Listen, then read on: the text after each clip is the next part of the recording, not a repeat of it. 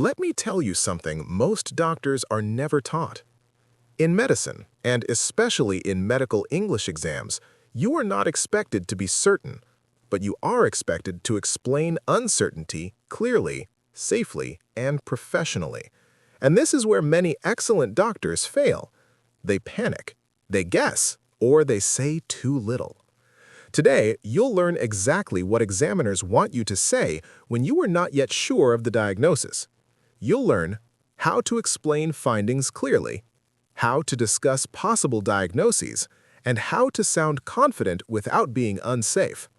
This one skill alone can save your exam and protect your future career abroad.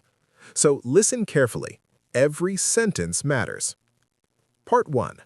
Why this is the hardest skill. Explaining diagnosis is one of the most dangerous parts of a consultation. Why? Because too much certainty sounds unsafe, too much doubt sounds incompetent, and examiners are listening very carefully. They are listening for honesty, structure, reassurance, and awareness of risk. They are not listening for perfect diagnoses. Your real goal is controlled confidence, calm, professional, safe. If you remember one thing from this video, remember this. Examiners don't expect certainty, they expect safety. Mistake number 1. Sounding too certain. Wrong. You have gastritis. This is definitely pneumonia. These sentences sound confident, but they are dangerous if the diagnosis is not confirmed. In exams, that can cost you marks. Better. At this stage, it looks like gastritis. One possible explanation is pneumonia. That phrase, "at this stage," is an exam safety signal.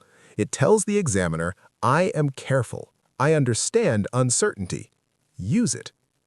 Mistake number 2, sounding too unsure. Now, let's look at the opposite problem. Wrong. I don't know. I'm not sure what this is. Even if it's honest, it sounds unprofessional.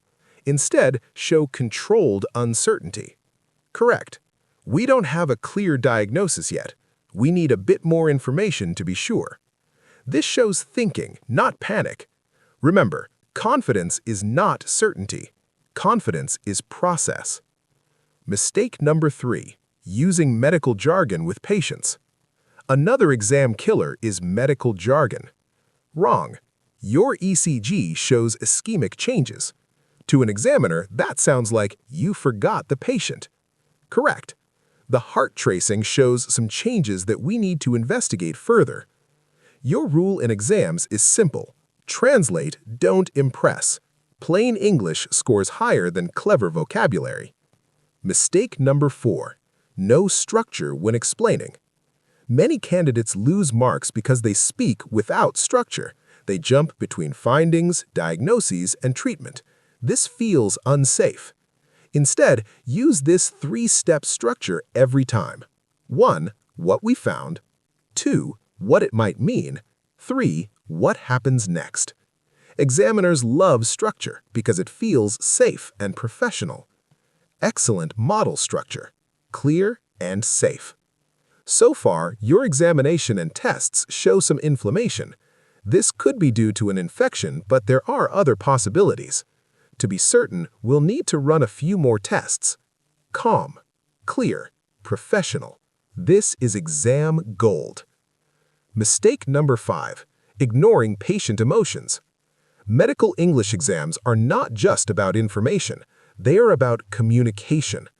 Weak, we'll do more tests. Strong, I understand this may be worrying. We'll guide you through each step. Empathy does not make you weak. Empathy makes you sound competent and safe. Mistake number 6, promising results. Never promise outcomes. Wrong. You'll be fine. This will definitely improve. This is legally and professionally risky. Better. Most patients respond well to treatment. We'll monitor your progress closely. Use probability, not promises. Mistake number 7, not checking understanding. Weak. Any questions? Strong. Does that make sense so far? Would you like me to explain anything again? That word clarification earns marks. Perfect full diagnosis explanation. Let's put everything together. Listen to this carefully. Based on what we've seen so far, there are a few possible explanations. At this stage, the most likely cause is an infection. However, we'll need a blood test and a scan to confirm this. I understand this can be worrying, but we'll keep you informed throughout. Does that explanation make sense? This is B2 to C1 level excellence. Remember, don't guess, don't panic, be structured, be safe. In the next and final video of this series, we'll cover management, consent, and closing the consultation, the part examiners love the most.